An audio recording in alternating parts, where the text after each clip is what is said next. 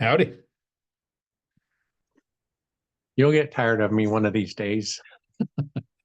Not till you guys move up here. You come over for every video. Yeah. Yeah. Thanks for your answer on that property. It doesn't seem like it's too big a deal. It was, I guess, just a little, because I wasn't sure what the insurance is supposed to cover, or what could happen that you would need the insurance unless there's a kid or something that starts chewing on the siding or something. So anything built before 1979, you generally have to have tenants sign a lead waiver or an asbestos waiver or whatever your state requires. So you might want to know where that property is located, do some research on what their requirements are. The problem is if a tenant has an issue and you don't do proper remediation after a reported issue, then liability goes up. Like Matt said, he has several of those, right, that have that. Mhm. And I own properties old enough to have that. And I don't think any came up in Here. inspection. Okay. Oh. I can't hear. If there's no sound, we could hear you. But that's okay. So howdy, everybody. This is in the Skool community. The questions can be related to anything financial freedom, but what Zuber wanted me to cover is self-managing a portfolio. And how do you do this? And I say it as the lazy person, but really what it means is, how do you do this if you're working full-time, raising kids? You want a life that isn't all revolving around what it takes to manage your tenants. And so hopefully everyone understands acquiring the rentals is very time consuming. Putting your systems in place, very time consuming. Owning the rentals has to not be time consuming, or you won't want to add more. You'll get a couple and you'll think, every time I get a new rental, it doubles my workload. How many times can I double this? Versus every time I get a new rental, it adds maybe 5 minutes a month guaranteed, maybe up to an hour a month. So there's a lot of hours in a month where we can add passive cash flow. When I first started, it felt like I was doing 20 hours a week to manage one tenant because I didn't have any systems in place. I didn't have any handyman that the tenant could contact. Didn't know about the Thumbtack app.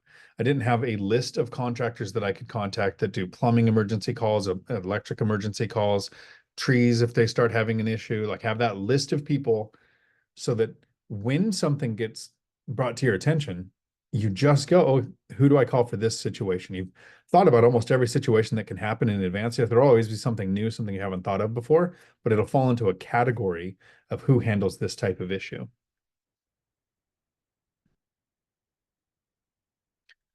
Forest Autopilot is an AI assistant. Okay. Just looking at the chat. Some of this AI stuff is new to me. Although Zoom does interesting things too. Does anybody have questions about self-managing a portfolio? We can start with that before I just kind of go on about the stuff that I do.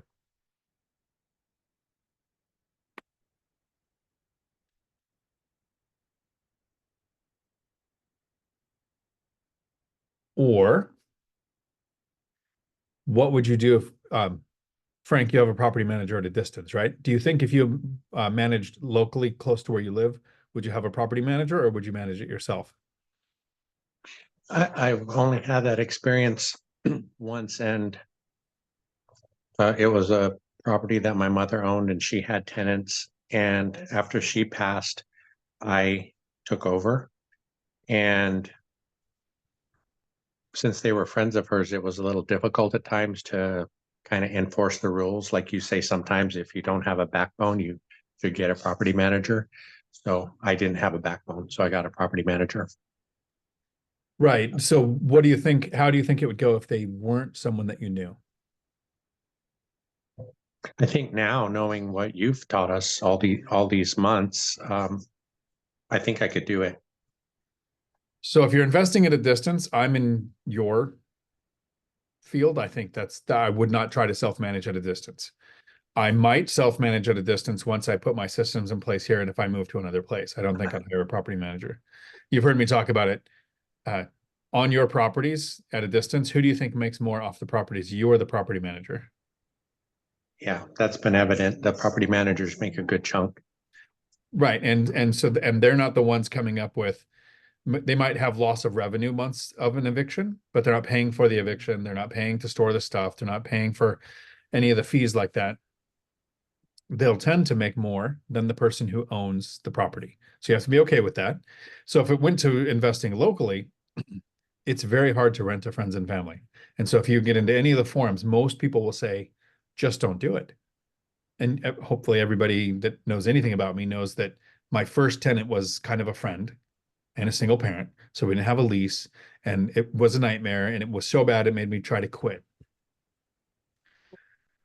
I now have a close friend, a nephew, my daughter who rent from me with zero issues because here's my systems. It's no different for you than it is for the person that I did a binder strategy with my daughter earlier this year. And that went horribly wrong. She suggested a huge number, way more. And I thought, who taught you how to negotiate? We need to fix this. But when I first started, I would have never even considered renting to my nephew and saying, hey, you know, rent, things cost more. Your rent's going to go up in a few years. We'll have to have that conversation. I would have thought, oh, it's my nephew, got to give him a good deal. Never touch it, leave him in there. I'll ruin my relationship with my brother if I'm mean to my nephew. No, this goes both ways, right? I fix things, I'm prompt. You got to move in without a credit check and maybe without a deposit, being the friends and family discount. But everything that happens with the lease, if there's a leak, I come and fix it. If there's, you know, if the rent's late, you will have a late fee. If you don't pay the rent, the eviction will be filed the day that it's after the grace period. Have those conversations. So when starting out, and it's a friend of your mom's, Frank, in a situation like that, I'd have a property manager. But if you did it now, I probably wouldn't start self-managing to friends or family. I'd get the systems in place and understand, you know, right now you're dealing with property managers and you know, well, that Section 8 tenant's not paying their portion, let's go through an eviction. You can do that through a property manager. Would you do that in person if you were at the person's house and they're telling you the story, right, of why? And so you have to have that understanding that what does a lease do? It protects the tenant from all kinds of things, but it also protects you. And so you have to understand that those things are there to protect you and you need to use it. So for some people, it does make sense to have a property manager, even if you do it locally. You gave some good advice before about having an imaginary partner, which I have for that exact reason. Yeah, I still have tenants that I check with my partners when they ask for things, even if it's something I can say yes to, super easy. It makes it more believable when they ask for something. There was one, what was it? It was something, they asked for a couple of things and I said, I have to check with my partners. It was easy. And then they came back and they said, hey, can we replace all of the downstairs windows with windows that open? Because there's some that do and some are just solid frame. And I thought, you want me to spend $15,000 because you don't want to buy a fan, right? I don't want to say that to the person, but I can say, let me check with my partners and then come back and go, okay, this is, you know, obviously it's not something we can do. I'm not the bad guy. Conversation goes on. Yep.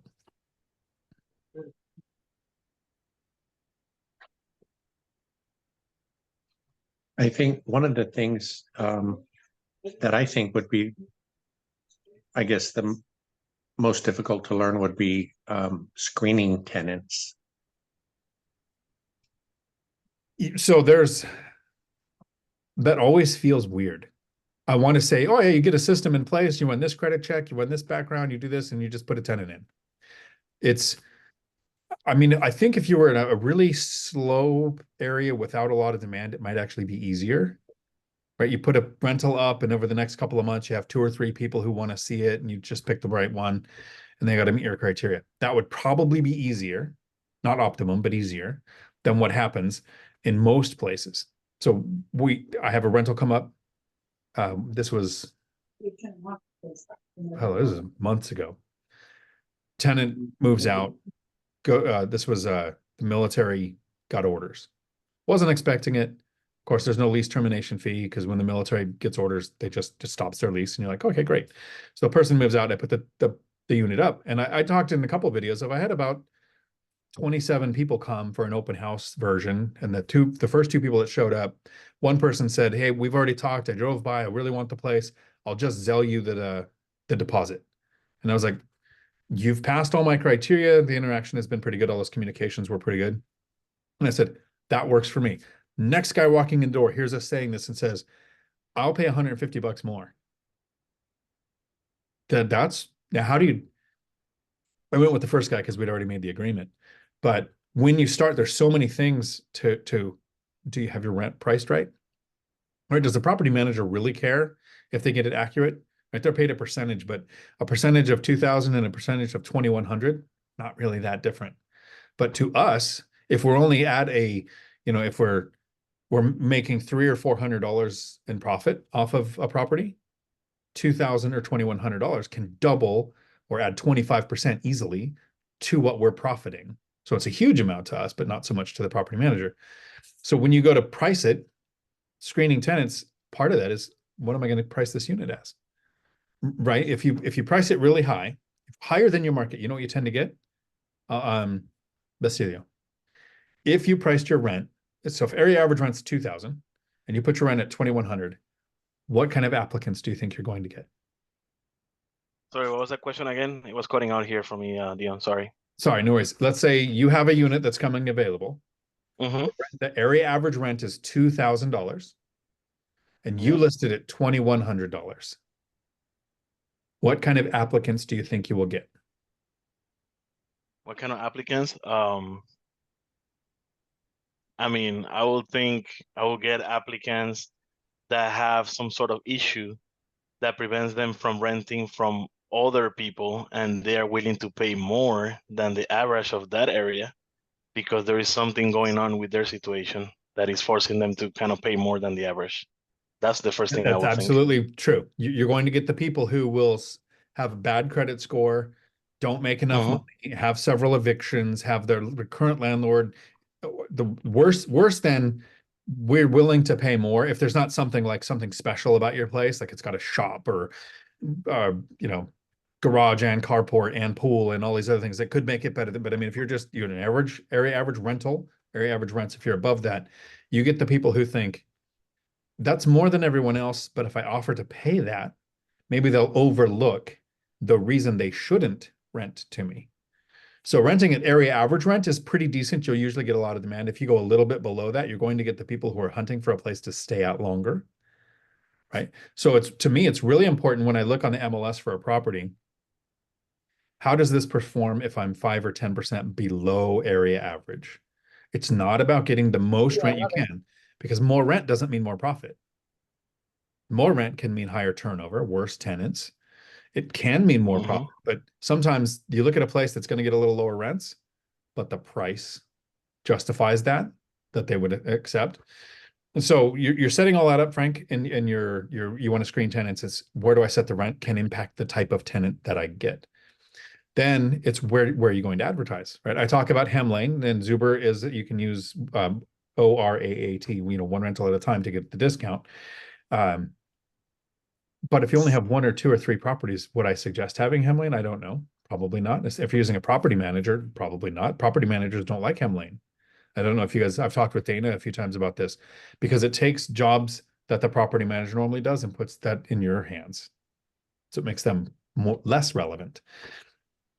So if you're going to advertise on Craigslist, Facebook Marketplace, Zillow, apartments.com, Facebook and Craigslist aren't as owner friendly as Zillow and Apartments, because Zillow and Apartments, it's free for us. Zillow tried to charge one time and it blew up in their face, so they got rid of that.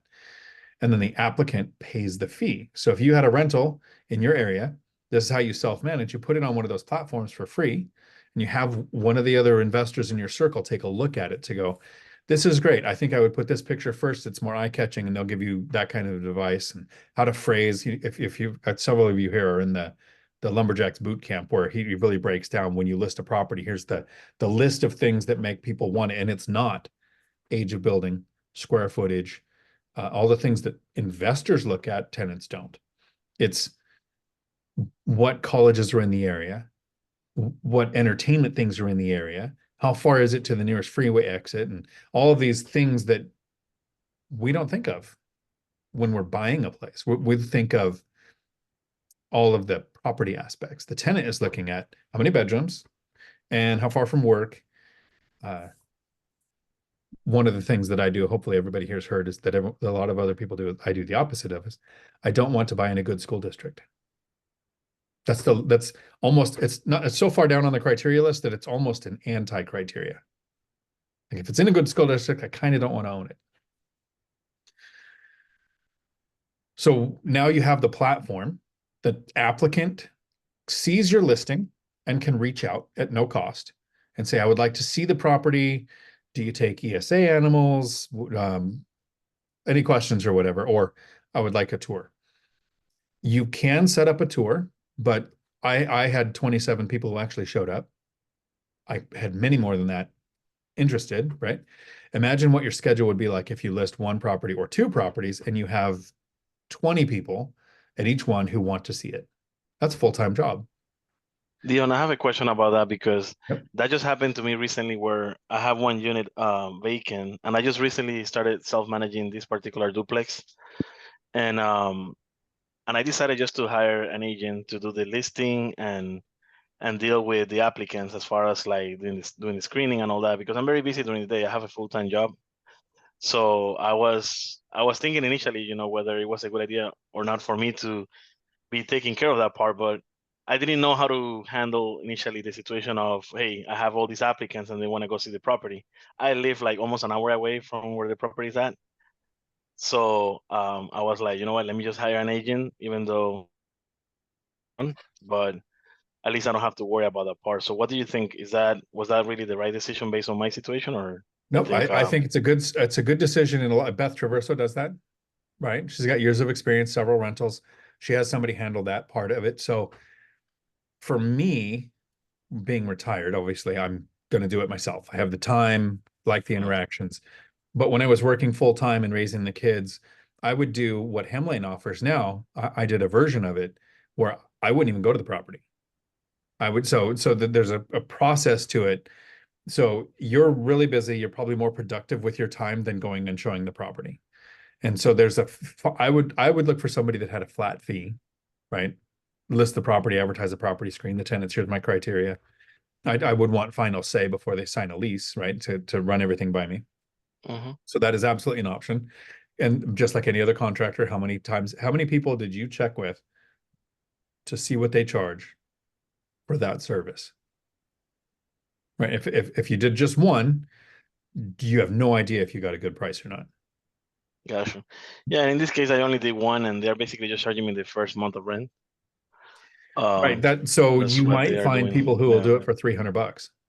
Okay. Right. Because Good to what is know. it's 3 or 4 hours of work, but it's 3 or 4 hours of work that the person doing property showings can do in conjunction with several other landlords' properties as if it's their business. Right. So Okay. a full month's rent is kind of a lot, but I don't know your area. That could be half price for what some people charge, right? So until you get several quotes, you don't know. And then you might find somebody who's better than the one you talk to. So just like anything else, get several quotes, have some interactions before you lock into doing with something. Yeah. To be Just to be because honest you with you, work this- I was under the impression that that was the typical pricing for that because with my property managers that I have in other areas, for a property manager, that's that's a normal fee. yeah, that's a normal It's fee. So good to- I went under the assumption that that was the same thing for an agent. One of the main reasons I don't work with property managers is because they make so much money on tenant turnover that they're encouraged to subconsciously to just tell a tenant, hey, we're signing a new lease. Do you want to? Instead of, we really enjoy you being as a tenant. Is there anything you'd like us to fix at the property because we're considering renewing your lease? Like just verbiage can change a person's gonna stay or not, right? So I don't think it's bad, but I would shop around for that price Okay. and compare. And you might have gotten a great deal, but you just don't know until you've got other Right. quotes. That makes sense. And so I think Frank dipped out, but I still want to cover the tenant screening. Before you start talking to tenants, you should have your criteria pretty nailed down. And one of the biggest red flags you'll get is a question from an applicant, somebody saying, hey, I want to rent from you, is this sentence. If you hear this sentence, you do not rent to this person. Are you a private landlord? Heard about that. Yep. If somebody says, are you a private landlord? They are looking for somebody who will overlook their problems, somebody who isn't so, because a person who works in an office that is told the property owner has these criteria and this is the law and this is what we do. And the laws are there to protect the tenants and the owners too, right? Normal tenants don't have a problem. Like how many millions of people rent in an apartment that has a property manager on site, works Monday to Friday in the office, and there's no issues, right? Well, the people who can't rent from that are looking for private landlords. That's the first version of why you don't want to rent to this person. The second is they have a drama story that a property manager won't care about, won't have the time for. But a private owner will understand why the rent's late, will understand why rent may need to go down from the normal, and all of that's just the biggest red flag. So keep an eye out for that question. Then once you're looking at, you have your criteria set, what credit score will you take? Will you accept a cosigner if somebody's credit score is too low? If somebody does have a low credit score, will you look at credit history? Why do they have this problem? If it's medical bills from last year, and you can find a cosigner, have all of this decided before you start talking to somebody, because what happens is somebody presents an issue and it's, should you rent to them or not? And you don't realize this is a protected issue. And if your decision is based off of the information you're getting, you could be liable. And there are professional tenants out there looking to word this correctly. So if you have, I don't rent to people with kids as a criteria, and you let someone know that, in most cases, people would say, well, you're going to get sued and you're going to lose everything. But do you live there? Is this a shared room situation? Because then that triggers, there are certain laws in certain states where you can control the age and gender of who you rent to. That's not protected if it's where you live. So you have to know your local laws. What will you accept for a criminal background? Some areas don't even let you check anymore. So you have to know your local laws, to do some research on what you're allowed to ask, because you have your standard criteria. And people have asked to me, well, how do you screen Section 8 tenants? Here's the magic words. Exactly the same. Nothing different. Same credit score, same eviction history. And if you're using a multiplier of the income, Section 8 tenants will have an income. Even if Section 8 pays 100% of their thing, they will have an income. It could be a stipend from it could be disability, it could be VA compensation, it can be something that generally that fixed income is how they qualify for Section 8. Social Security, it can be whatever it is. What portion does the Section 8 tenant pay? So I have one that pays like $300 a month. So their income, if I used a multiplier, which I don't, would have to be the same multiplier as a tenant who's covering 100% of their rents. It has to be the same across the board. And I hear a lot of people, I screen Section 8 totally different. Then I mean, that's setting yourself up for a high risk of being liable for something. Because are you discriminating against people who don't qualify for that program if you do that differently? So you have all of that down, and then you've picked, do you use a multiplier of the rent? Do you have a certain credit score, credit background in eviction? And with eviction, it's you can only have one, or it has to be more than 10 years old, or like me, you can never have one ever. It doesn't matter how long ago it was. There's plenty of other places that will let you rent there with an eviction, but I'm using it as this is a deal breaker. Once you have that and you have it on the platform and you start getting people's information, when you have a bunch of inquiries on your property, you can say, here's my criteria. If they don't want to pay for the application, you could say, send me a screenshot of your Credit Karma that shows me your current credit score. If it's not my criteria, why would you waste your time showing the property to them? Or you can say, my criteria is a 700 credit score. You have a 580. That's not going to work unless you had a cosigner. Do you have a cosigner that would send me their credit score? And so you can work all that out in advance. And then if they meet the criteria and they pay for the application fee, I will set up a viewing. If they've paid the $38 on Zillow, $45 on apartments.com, whatever it is, and I'll get 2 or 3 in a turnover that'll do that, I'll usually set up a time to go and view it. If they just want a tour and they want to see the property, but they don't want to pay for the application fee, which I would do it that way. I would not want to pay for an application fee for a property I hadn't seen the inside of if I was going to go rent it. Because what if I don't want it? That fee doesn't come back. It's not like the landlord's going to make the money and give it back to you. Then I'll set up an open house format. I will say Thursday evening or Saturday for 2 hours, we'll be there. There'll be other people coming to look at it. You're welcome to stop by. So that's how I handle if somebody doesn't want to do the application. So to save your time. When you meet the person, it's like when you do a job interview. Everything from that job interview is being used to determine if they're going to hire you. Most people don't realize when you go in for an interview, the company's watching where you park. If you've ever worked in grocery, you have the grocery building, right outside you have parking for handicapped, then customers, and way out at the end of the parking lot is where the employees park. You park at the end of the parking lot to make it easier for customers to gain access to what they're going to spend money on. So if you pull into a company and you see all these visitor parking spots, and then you see an employee parking area and you park in the visitor, you've mentally said you are a visitor, or a customer spot. You took a customer spot to come in for an interview. You're telling them you don't care about their customers and you're going to work there. Well, it's the same thing. When you interact with tenants, you have a microscopic window to make a macroscopic decision. So you're going to think of, they inquired, hey, I would like to take a tour. And I responded with, here's my criteria, and, or, whatever you responded with. How long did it take them to respond? Did they respond in the same format? Did they see your thing on Zillow, send an email, and then text without giving you their name? Is this person going to be hard to deal with? These are all intangibles that you can use to determine whether you're going to rent to the person or not. How was the interaction?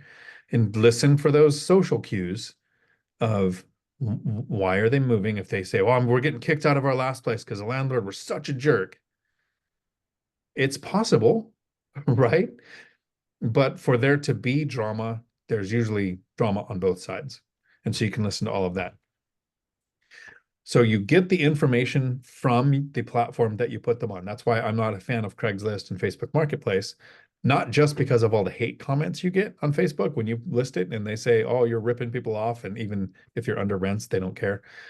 But you go through Apartments or Zillow or one of those, the platform gets the information. So you get a full credit report, you get a full criminal background, you get where it doesn't verify work, but it gives you, here's where they said they work and what they said they made. So it's not verified, but it has contact information. And then what I do, since I don't care what they make, it's not something I check, I do contact employer and to verify that they worked there, to try to catch them in a lie. But I don't use the information provided on their application. I look at the name of the company that they say they work at. I find another way to get a hold of the company, Google, whatever, to find, and they ask for HR, and then I ask to verify employment dates, likelihood of continued employment there, the simple questions we're allowed to ask, so know what you're allowed to in your area. This is because it's really easy to fake where you work, right? I can give out Frank's number, send Frank a text and say, hey, for the next 3 days, I'm interviewing for jobs and I've said you're my last employer. I need you to say how amazing I was. Same thing for applications and apartments. And so for 3 days, Frank answers as the apartment manager or whatever. But it's really hard to fake a whole company online that you can find an alternate number to call to verify. I haven't caught anybody in that lie. It's just one of the things that I do because I don't care how much they make. I just care that I have a chance to catch them in a lie. So you have all of their information. Now the hard part comes, what if you have 5 applicants? They almost all qualify. And you've had interactions with them. Technically, legally, you're supposed to, in most areas, go with the first qualified applicant who applies. Is that always the smartest thing to do? Right? You have to know this in advance. What criteria might make me not want to rent somebody that isn't in my credit score and eviction history and multiplier of wages or whatever that you're actually thinking of? Could it be they showed up reeking like cigarettes and you don't want to take the risk that they might smoke inside? Could it be they have 7 emotional support animals, which you're legally not allowed to say no to? So if they're the first most qualified, I tend to do what is called a chief's list. So if you're interviewing for law enforcement, you're going to take a test, and the position that I went for, there was about 1,200 applicants. We weren't even all interviewing for a position. We were opening for a list for a position that might open. Right? This was the demand, right? So I was in the top 7. The top 7 were in the chief's list. So you build a list of the qualified candidates, and then the chief gets to pick out of those ones the one that they're going to hire. I was not top ones either. So when you have your list of tenants, what I do is I go, here's the list of qualified tenants. I'm now going to interact with each of them, and that is going to determine who I'm going to rent to. So that you have more touch points on, they answered quickly because they were the first person to apply. So you have to understand your local laws on if this is legal or not. So I build that list, and then I interact with them to see how do they respond. They respond professionally. Were they punctual when we set up a time to meet for the tour? All of those things, and then I use that as the determining factor. So Frank, when you think a property manager is going to take care of your property, do you think they're ever going to do any of those things?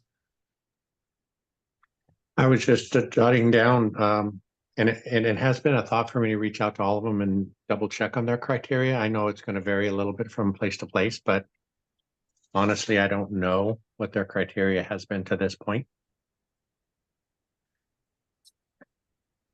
It kind of confuses me if you have a property manager that the property manager didn't find out what your criteria is. That's a great point. So I'm not saying that's right or wrong. They might not want to know. They might have landlords that are saying, well, I know a landlord who refuses to rent to Section 8, and here's the exact verbiage of why. I don't want that race of people in my properties. Absolutely, those are the words that came out of their mouth. Yeah. So I think maybe property managers don't want to hear stuff like that, which is possible. And it seems like, well, I guess it's still a common idea, because there was somebody in the chats yesterday or the day before asking if they should worry about renting to Section 8, or they were worried about renting to Section 8 because they want their properties destroyed. Right. So quality of tenant being associated with Section 8, I can kind of get, but associating it with basically racism, I don't. And so the association is, a lot of people think of Section 8 and they think low income housing. So you think tenement housing, low income housing, that's pretty rough. Neighborhoods, place to rent, everything is bad. Section 8, and I've said this in so many videos, is fixed income, right? So that's why my criteria is the same. If you have a Section 8 tenant and a non-Section 8 tenant, and they have a 450 credit score, both of them, you don't want to rent to them. But if somebody's taken the time to work and earn a credit score in the 650, 700-ish range, do you care if they're Section 8 or not? That's somebody that has something to protect. That's who I rent to. You share all your criteria on your listing? Yes. Very bluntly, I put it at the top. This is the minimum credit score, no evictions ever. Do I list anything else? No, I haven't put anything else in there. It's just credit score and eviction history for me. So you might want to put in the amount multiplier of the rent that if you use that as a criteria, because so many people do, you don't include that in there too. And then when somebody reaches out and says, hey, I'm interested in this, I get confused all the time. Mike, it's like in the top, well, I should pull up a listing of mine. No, because it'll have the address and there's tenants and stuff. But it has it in the description, and then it has it on the platform's options for what you set it at. And then whenever they reach out, I say, we can set up a tour. I need to know that you meet my criteria. This is the criteria. And if you don't want to pay for the application, I said, here's the credit, send me a Credit Karma thing, right? I have people just fill out the application, pay the $38 or $45, and they have like a 512 credit score. You're just throwing money away. And I reach out to them and I say, no, I did it recently. I had one that did this, and then they had a co-signer. So it doesn't always mean they're just not going to work out. But the majority of the time, that's the one time I remember that happening. Every time before that, it was, ooh, that was very expensive for you to do that. And it was a husband and wife. and neither one qualified in some of the cases. And so I think they just shotgun it out and hope somebody takes it.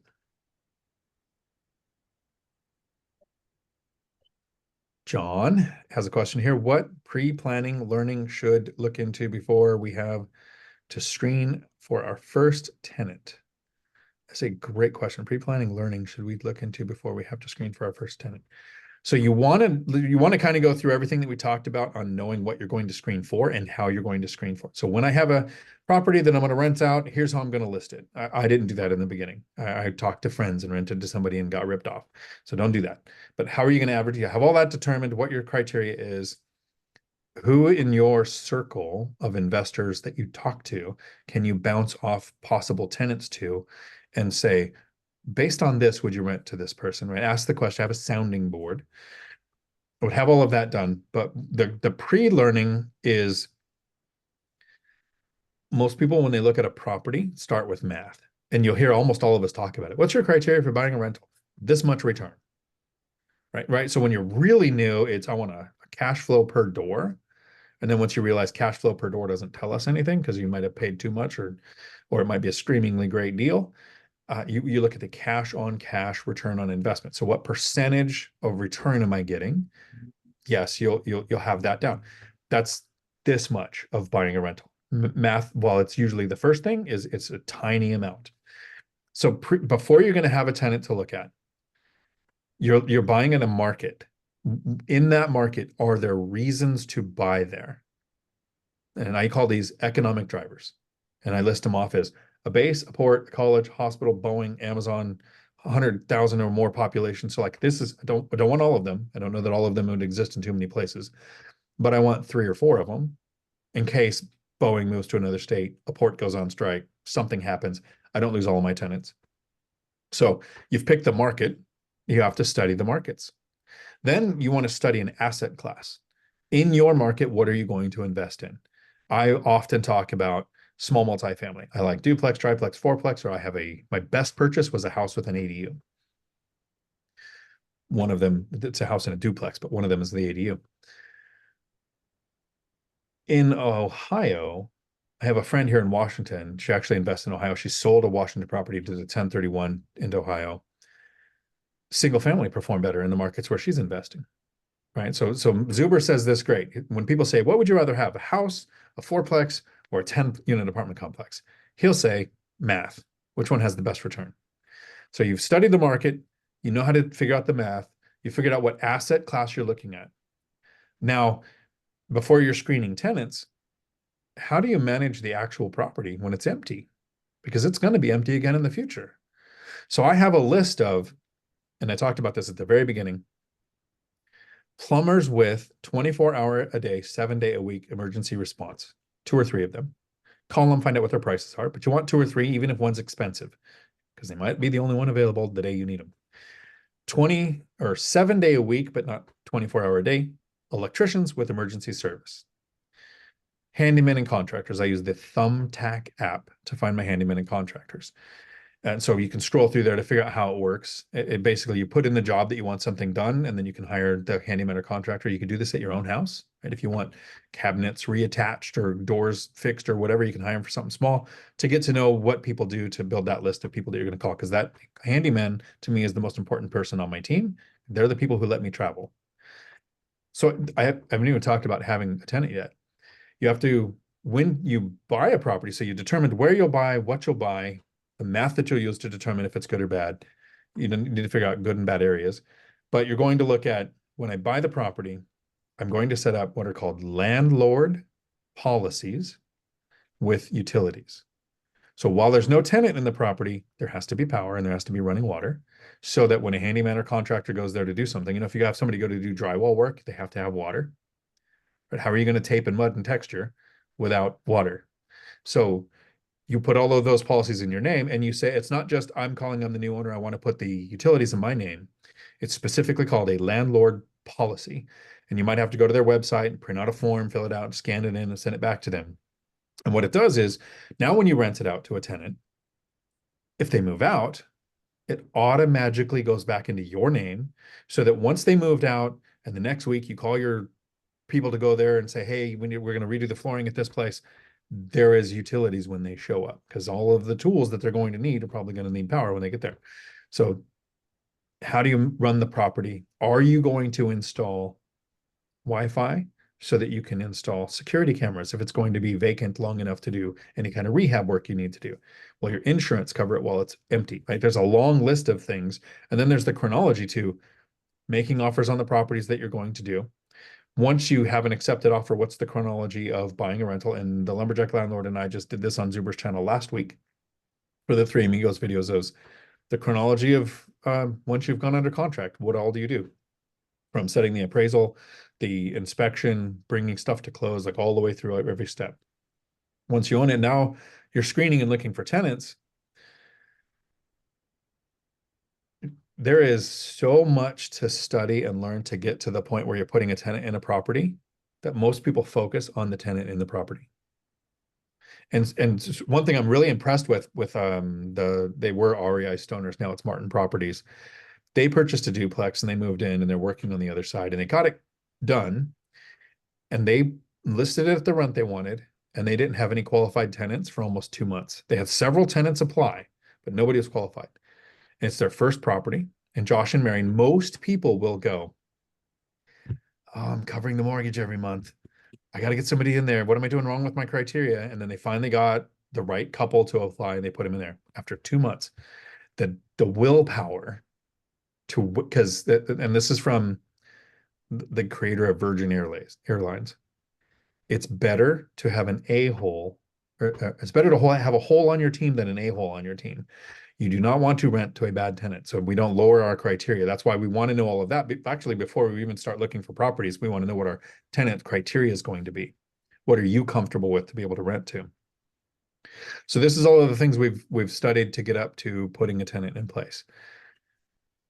I wish I could say that's it, but it's ongoing. There is more to it after that. How many years should a water heater be aged before you replace it?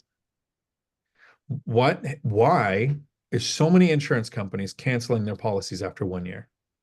It's fairly easy to get insurance when you're buying a property. That first year, they've got relationships with the brokers. They don't want to ruin that. They don't want to blow it up. But if they can get a policy in place, get that first deal done, they don't blow up the deal with the lenders a year later when they don't renew your policy. Because a lot of states have a restriction on how much your insurance can go up every year. So they don't renew the policy, you have to go out and find a new one. And now it's 2 or 3 times the cost of what you were paying. You have to kind of study all of those things and be ready for it. How much in reserves are you comfortable with? There's no right answer for how much do I need in reserves if I have one rental, right? If you have a 6,000 square foot Malibu beachfront rental, you might want more reserves than if you have an ADU at the place you live where you rent it out to somebody else.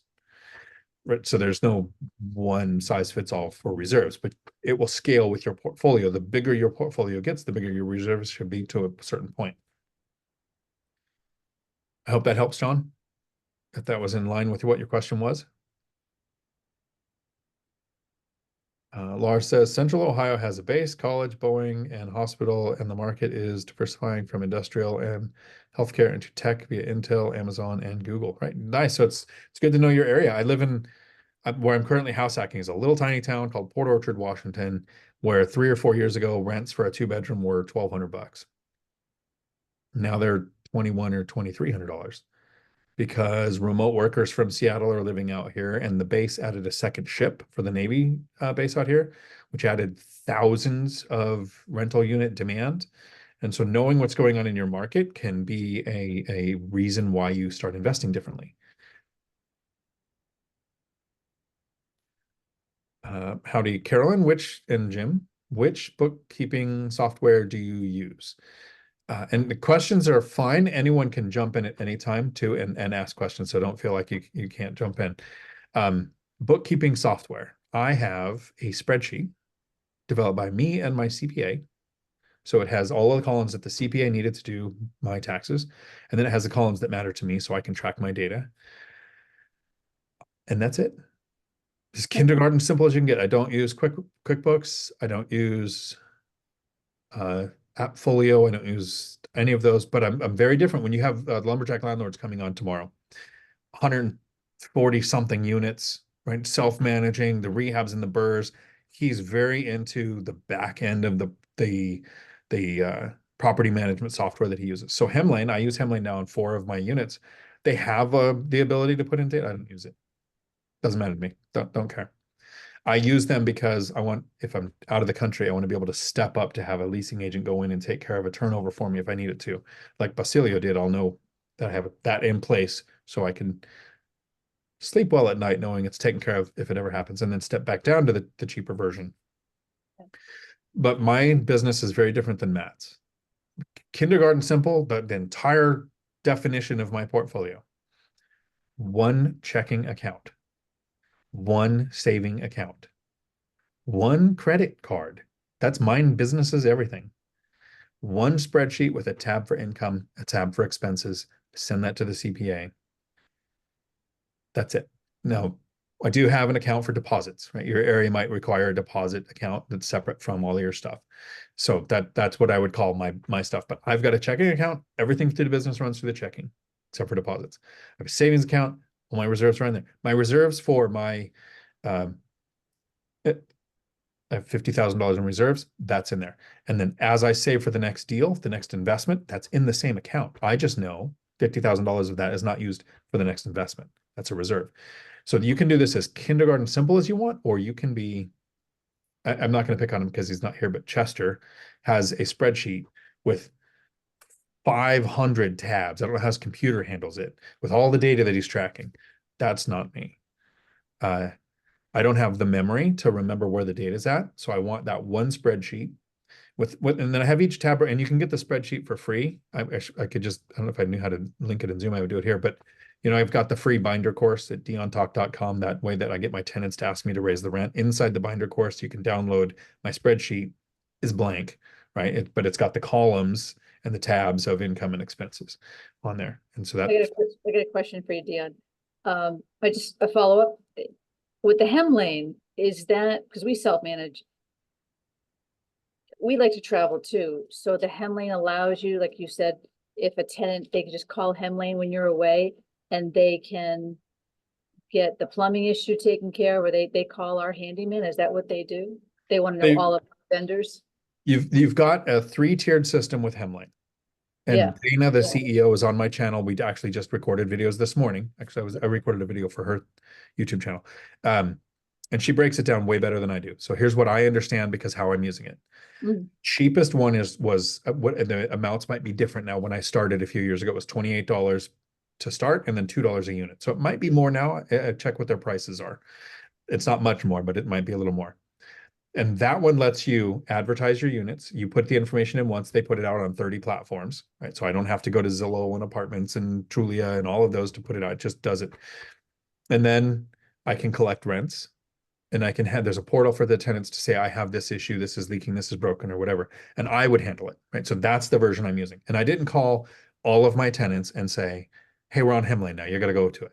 What I did is when I bought a property, I said, I'm the owner, here's the Hemlane portal you're going to use. When I have a tenant turnover, I am putting them on Hemlane. So I have 4 now, right? Out of 18, and I'm in one of them. So 17 tenants, 4 are on Hemlane. There's a second tier where Hemlane has a version of Thumbtack where they would reach out to their handyman in your area. Now, it's not like they're Hemlane employees or whatever. So it's just like an Angie's List, Thumbtack. They hire somebody to go take care of the issue. So I haven't used that yet because I don't know how many quotes they get and I don't know what their criteria is. So I would check into that before using it, but you can. And in the first tier or the second tier, you can connect your handyman to the text chat and the email chat so that they get a notification when something happens. So what I have is a couple of handymen that I've worked with for a long time, right? When I meet a new person, I wait until a couple of jobs have gone by before I would do this. But the tenants know they can reach out to the handyman up to $500. The handy person can fix the repair and then bill me, unless it involves replacing an appliance or if it's going to go over $500. Then they reach out to me first to confirm. Tier 3, this is for when I travel. They have a leasing agent that will go and sign lease with you and show property. Now it has a fee. I think it's like $700 or something. So it's not a full month's rent, but it's a fee of, they'll go do the lease signing for you. Right. So while I do it while I'm traveling with Hemlane, and I haven't had a turnover while I'm out of the country or in Florida, which is like being out of the country for me. I haven't had to use that service, but they're very clear. You can step up to that tier for that month. Oh, okay. And then the Okay. next month, because you don't need it, you step back down. Now, I have not been anywhere yet, even traveling where I don't have emails, at least every 3 or 4 days, right? And there's those kind of things can be handled. So and then I have text messages too that can come in. I have the international calling. So I do travel, and I haven't had any issues where I wasn't able to handle it that way. Okay, because I have Avail now. We use that for our, it's not, I mean, I like it. It's very basic, but it seems like Hemlane does give you that option to do more and provide more service for you. Like you said, when you're traveling. So I want to try to investigate that. But like you said, we would have to change when our tenant either renews the lease or get a new tenant. Is that, we have to keep them on the same, I have to keep them on the same Avail platform. I couldn't just switch them over to Hemlane. Oh, you could switch them over to Okay. Hemline. Yeah. Okay, Just add them right to the portal. Yeah. okay. So right, Thanks. I added tenants to Hemlane when I acquired the property that were using something that their previous, they had was property management before me, whatever portal they were using. And that wasn't that wasn't, it was easier to do buying a property and saying, hey, I'm the new guy, here's how it works. I have not gone to my tenants. Like I've got one that doesn't have internet. She has a flip phone. I'm not going to go, Brenda, you need to get internet and learn how to use this stuff to do, right? So. All right, thank you, Dan. Mhm.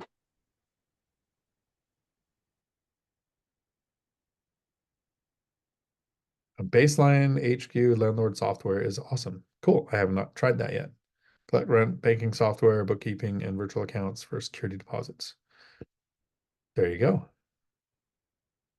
Jason, what things should a handyman be able to do? For instance, do they put your locks in, or a locksmith, handyman? I have gotten plumber, electrician, and tub glazer all off Thumbtack. I have not needed a handyman yet. So what I do, that this is, Jason, what a lot of people don't realize. Almost everyone that you're hiring off of Thumbtack is a handyman. But you hired them for a specific thing that they also say they do on Thumbtack. Right? I've got a handyman that I've hired here at this place who's a plumber. But he did tile, and well, he did a good job. I had a problem with the other thing that he did. And then I've got a handyman that's a flooring guy. And then I have this other one that the drywall guy, I hired him for drywall. And what has he done now? He's done frame. He did framing for Curtis just recently. So that's the cool thing with Thumbtack is it's not like people go, I'm a framer. There's my box. I'm on Thumbtack to do framing. They go, I'm a framer, which means I have all the tools to do framing. So that could be subfloor repair, pretty much everything but detailed plumbing that would require permits, or maybe electric work that require permits, or anything on the roof, right? You'll have limitations. So what I'll do is I'll generally hire somebody for something that I could have done myself. Right? I think it's been 2 years now, but my nephew called one time. He said, hey, the kitchen light doesn't work. Great. I can go swap out a light. It's at my nephew's house, right? I should go do this myself. Hire somebody off Thumbtack, gives you an opportunity. What's their pricing? How's their interaction with your tenant? And now, as you have that interaction, okay, you replace the light, thanks. What do you do? Like, what's your thing? What do you like to do? Because I have X number of rentals and I'm always looking for somebody that can do stuff. They'll give you a list. I've got this one guy, I think he's retiring now, but he's done all kinds of work for me. He's done all kinds of work for friends, but he doesn't touch carpet. He says, I'll do anything but carpet. I can't stand carpet. And I'm like, cool, take a note. Not a carpet guy. And I've got a carpet guy that's great. He's like Mr. Burns. He's like 80 something and hunched over, and then he grabs this 600-pound thing of carpet and off he goes, and he does great. So you develop relationships with them, and then you know what they can and can't do and what their preferences are. And what I tend to do is hire them for, once you have this, once I have like 3 or 4, I kind of stop hiring to grow more relationships. I don't have the mental bandwidth to know that many, right? But if I have like 3 or 4 and I'm comfortable that one of them will be available, and then I have something else call, I'll hire them for easy things. Because I want them to make money, interact with me as a touch point, and then get a tip. And that way in 6 months, when I have that 10 o'clock at night call, they answer the phone, right? I need you to go into the crawl space and fix the dryer vent. And nobody wants to go into the crawl space. Nobody wants to do it on the weekend or whatever, but this tenant has got a reason why this has got to be fixed. Can you go do this for me? Sure, because they remember. And I'll even say the, whatever, what was the last thing I hired somebody for that it was super easy. Could have went and done it. I don't even remember. Yeah, I can't remember, but I should just go do this. And I had the thought, no, if I hire a handyman and in the conversation say, hey, I was thinking of doing this, but I thought maybe you could use some money. And I like to hire you for stuff like this. It's very easy. If you want to do it, great. And if you don't, I'll just go do it myself. And then they go do it. And it just keeps them in their mind that that's the nature of the relationship. So what should they know? So you need to know your local laws on what they're allowed to do. So if you live in a house hack, you can replace electric outlets. You could swap them out in most places, right? So know your local laws. Unless they're a licensed electrician with the proper insurance in place and know which permits to pull, I don't hire a handyman to do electric work. Nothing in the panel unless they are an actual electrician. Now I do have a guy named Kevin who is an electrician that does handyman stuff. So if I have, I still get, if it's a big thing, like swap out a whole panel, I'll get 3 quotes, but he's one of them. And I'll tell him I'm getting 3 quotes, but I would like this to be, and since I've used them for so many other things, you usually get a good price. So every time you've hired this plumber or electrician, ask them, what else do you do? You'll find some plumbers that are like pretty much charge prevailing wage job to do plumbing and I don't touch anything else. Put them in a box, sure. But my plumber guy here is like, oh yeah, I would totally tile your thing. And he did the first bathroom here. And then me and Frank did the second one.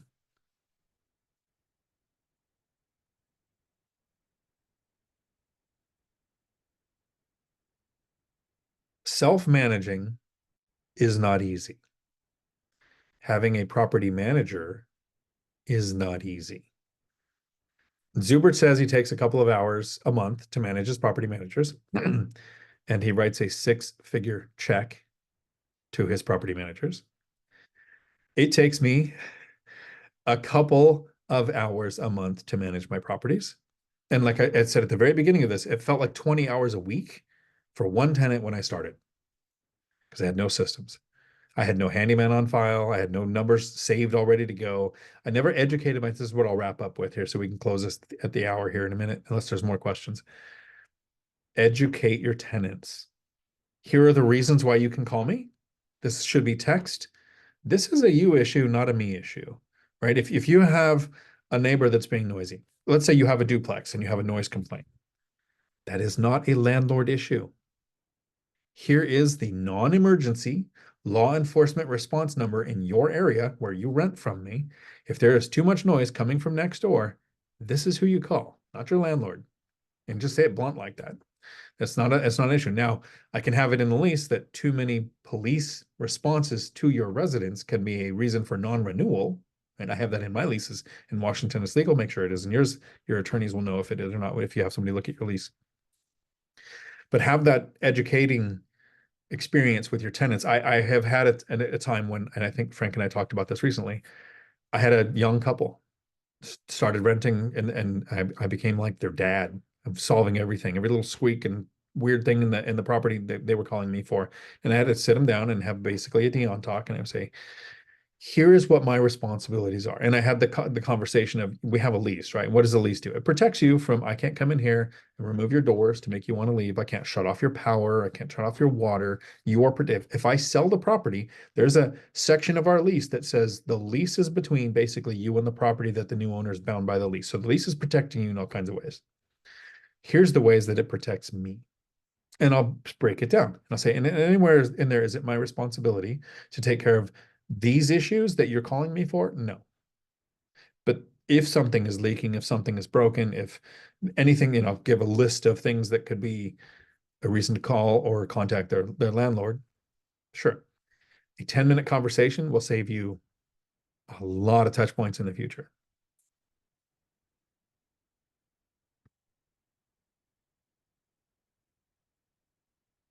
Oh, the Wednesday Zoom. Wonder how long ago was that? 10 minutes. So Frank was getting ready for that. So I think we timed it right to end. If you were in Frank's thing to jump over to the Wednesday Zoom, my email is in the chat.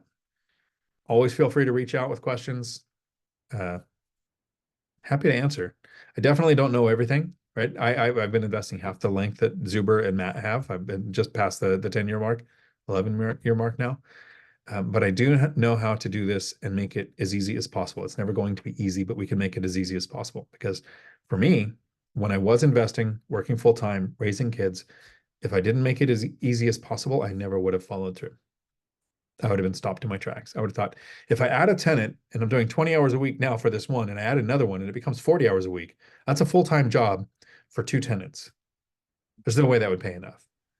But when I got the 20 hours down to 10, down to 5, and was adding units and getting those processes done, I don't think that there was a moment in difference in managing 10 rentals versus 16.